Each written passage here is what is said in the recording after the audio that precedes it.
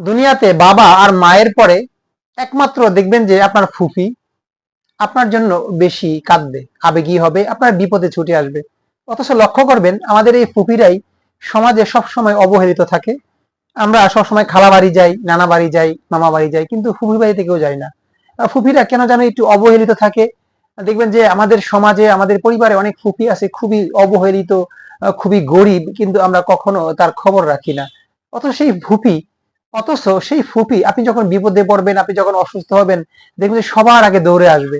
কেন আমাদের সমাজে ফুফিরা অবহেলিত থাকে?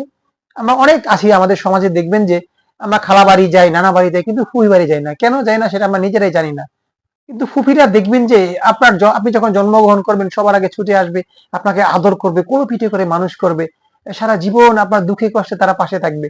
কিন্তু সেই ফুফিরাই কেন যেন অবহেলিত থাকে। আর কিছু পরিবারে কিছু ফুফি থাকে যারা সবসময় গরিব থাকে, অবহেলিত থাকে, অথচ এই মানুষগুলো সারা জীবন পরিবারের জন্য, সংসারের জন্য, আপনার দাদার ফ্যামিলির জন্য কষ্ট করে যায়। সেই মানুষটা কিন্তু নিঃসঙ্গভাবে একাকিত্বে অনেক কষ্ট করে যায়। সেই মানুষগুলোর কথা আমরা ভুলে ভুলে যাই। আমরা ঈদের সময় কিংবা বৈশাখের সময় যে কোনো অনুষ্ঠানে, প্লাবনে আমরা কিন্তু তাদের বাড়িতে যাই না। আসলে এই জিনিসটা আমাদের সমাজে কেন যেন একেবারে চিরাচরিত ভাবে হয়ে গিয়েছে। আমার ভিডিওটা যারা দেখবেন অনেকেই বলেন তো যে ফুফু বাড়িতে যান না, কতদিন হয়েছে? যাদের ফুফু দূরে থাকে একটু কমেন্টে লিখে জানাবেন। তাই আসুন না, আমাদের পরিবারের ভিতরে, আমাদের আত্মীয় স্বজনের ভিতরে যেসব ফুফিরা আছেন, যারা একসময় আমাদেরকে খুব ভালোবাসতেন, কোলে পিঠে করে মানুষ করেছেন। আমার একজন ফুফি আছে, বড় ফুফি, আমি তার নামটা নাই বলি। সে আমাকে বাবা ছাড়া কখনো ডাকতেন না। সেই মানুষটা কথা আজকে আমার হঠাৎ করে মনে পড়ে গেল। খুবই মায়াবী একজন মানুষ, খুবই তার হৃদয়ে ভরা শুধু মায়া জড়ানো। সে কিন্তু আমাদের পরিবারের সবাইকে ভালোবাসে এবং ভালোবাসতো, এখনো ভালোবাসে। সেই মানুষটার কাছেও আমরা অনেক সময় যেতে পারি না, এটা আমাদের ব্যর্থতা। তাই যারা যারা ভিডিওটা দেখবেন, অন্তত যদি আগামী কোরবানিতে বাইরে যান, অন্তত ফুফির খবরটা রাখবেন। কারণ আপনার রক্তের সাথে, আপনার বাবার রক্তের সাথে কিন্তু ফুফির রক্তের একটা কানেকশন থাকে। সেই ফুফিরা অবহেলিত আমাদের সমাজে। এমনও ফুফি আছে গরিব, দেখবেন যে ফুফারা অনেক সময় খারাপ ব্যবহার করে ফুফিদের সাথে। সে অনেক নির্যাতন সহ্য করে, অনেক কষ্ট সহ্য করে সে সমাজে এখনো টিকে আছে, কিন্তু সে মুখ ফুটে বলতে পারে না। এরকম ফুফিও কিন্তু আমাদের সমাজে আছে। এই ফুফিদেরকে কখনো অবহেলা করবে না, কারণ ফুফিরা সবসময় আপনার বিপদে, আপনার দুঃখে, আপনার কষ্টে আপনার বাবাকে কোলে পিঠে করে মানুষ করেছে।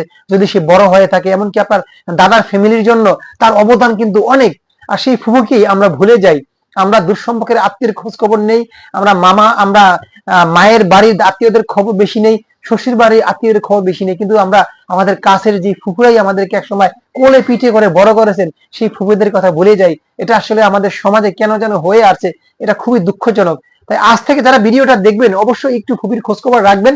সামর্থ্য অনুযায়ী যার যার জায়গা থেকে ফুফিকে অন্তত পক্ষে ঈদের সময় কিংবা যে একটা অনুষ্ঠানে একটা উপহার দিতে চেষ্টা করবেন। এতে ফুফি খুশি হবে, সে আপনাকে দোয়া করবে। এতে আপনার ভবিষ্যৎ জীবনটা হয়তো আরো ভালো হতে পারে। কথাটা মনে রাখবেন দর্শক।